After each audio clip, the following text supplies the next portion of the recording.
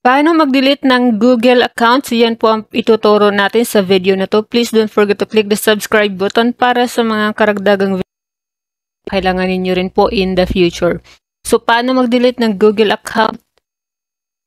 Before natin ituturo kung paano mag-delete ng Google account ay pag-uusapan muna natin bakit ba dinidelete ng isang tao ang kanyang Google account. So merong maraming rason dyan. So, isa sa mga reasons ay for privacy.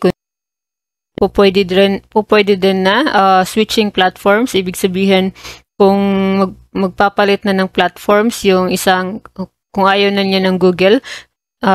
Pangatlo, account management. So, kung medyo marami na yung account na minamanage mo, so that is also one reason na makakapag-decide ka na i-delete mo ang iyong Google account.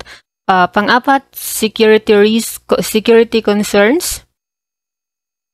Pang-lima, reducing digital footprint. So, kung gusto mo na medyo bawas-bawasan yung footprint mo or yung presence mo sa digital or sa social media. So, maaring makapag-decide ka na i-delete mo ang iyong Google account. At yung last, no longer need the services kung ayaw mo na, kung hindi mo na kailangan yung services ng ng Google.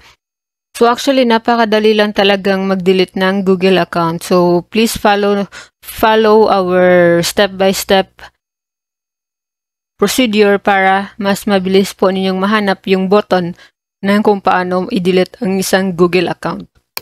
So ayan, kung halimbawa nandito kayo sa inyong Google, so i-click nyo po itong logo ng inyong Google account dito sa bandang itaas, sa right corner. Pagkatapos ay i-click nyo po itong Google account. So kung nasa Google account na po ninyo kayo na gusto nyong i-delete, so diretso na po kayo doon. So ayan, nandito na tayo sa ating Google account.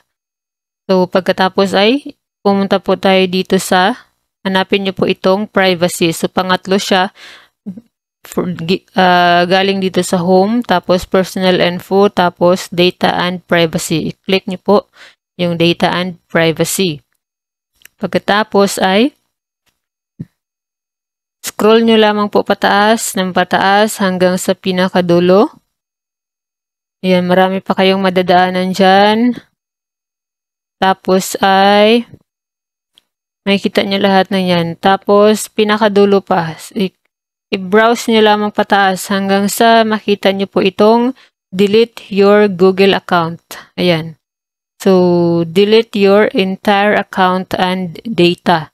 So, i-click po natin yan. Pagka-click po nyan, hindi pa po yan madidelete kaagad. So, hintayin lang po natin. So, use your passkey to confirm it's really you. So, kailangan pang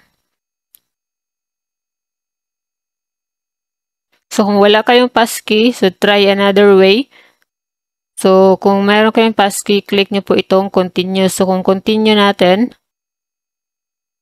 so, use your screen lock. So, ayan, yung screen lock, kung merong lock ito ang inyong mobile phone, so, yun yung gagamitin nyo dapat. So, i-click nyo po itong use screen lock. So, ayan. So, isulat nyo po dyan yung inyong PIN sa inyong mobile phone. So, kung hindi yan yung gagamitin ninyo, pwede nyo tong try another way. So, ayan. So, try another way. Pwedeng gamitin yung passkey sa Google account. Pwedeng i-enter yung password niyo sa inyong Google account. Ayan. So, maraming option. Pagkatapos nyan ay delete. Pwede nyo na kagad ma-delete yung inyong Google account. So, again,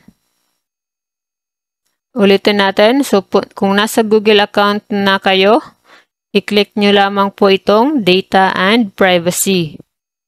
Tapos, sa pinakadulo, makikita ninyo itong delete your Google account. So, ganyan lang kadaling mag-delete ng Google account na hindi nyo na ginagamit or ayaw nyo na ng account na yan. So, ayan. Sana huwag kalimutan mag-subscribe sa ating YouTube channel for more information.